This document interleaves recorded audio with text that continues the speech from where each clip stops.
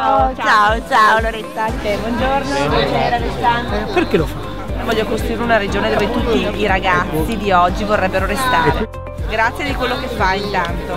Grazie a lei e la sua Ci disponibilità. insegnate tante cose ogni giorno. Arrivederci. Veramente. Si ricordi che chi vota per i ladri a Galoni. Galan non deve più prendere lo stipendio. Buon lavoro! In bocca al lupo. È una riforma che sta creando posti di lavoro. A me interessa questo, i posti di lavoro. Oggi purtroppo la Regione Veneto è piena di indagati, quindi forse dopo 20 anni bisogna anche cambiare. Esatto. Treviso Mare, ha visto? Sì, siamo stanchi ma stanchi. Mi raccomando, Sì.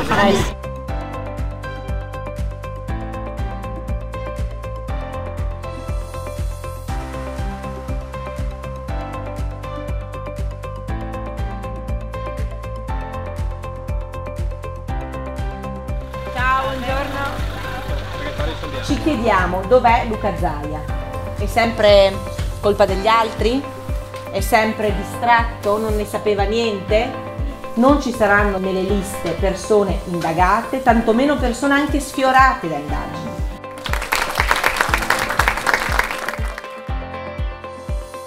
La bella dittatura della donna è d'accordo, vero o no? Dopo le elezioni, noi riusciamo a parlare con la Moretti il Con giorno me? dopo le elezioni. Daghe subito il mio indirizzo. Sento che mi ti dai anche il mio numero di telefono, tutto? Beh, non sta a chiamarmi le notte che dormo con i miei putei qua. Come donna è la politicamente vediamo. Vediamo, bravo, così mi piace.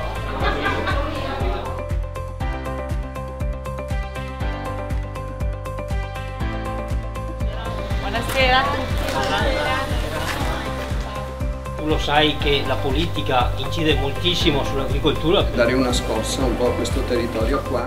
Uno che ruba deve essere cancellato dalla lista, deve dare indrio fino all'ultimo millesimo. Al tema dell'onestà abbiamo avuto una ex presidente di regione che si chiama Giancarlo Galan, che ha sottratto 20 milioni di euro ai 20, ne ha dati indietro 2,5.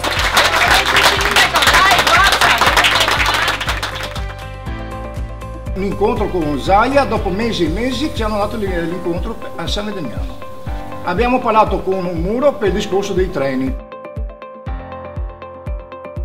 Noi riusciremo a portare a casa questo bellissimo e straordinario risultato dopo 20 anni perché saranno i veneti che decideranno di cambiare.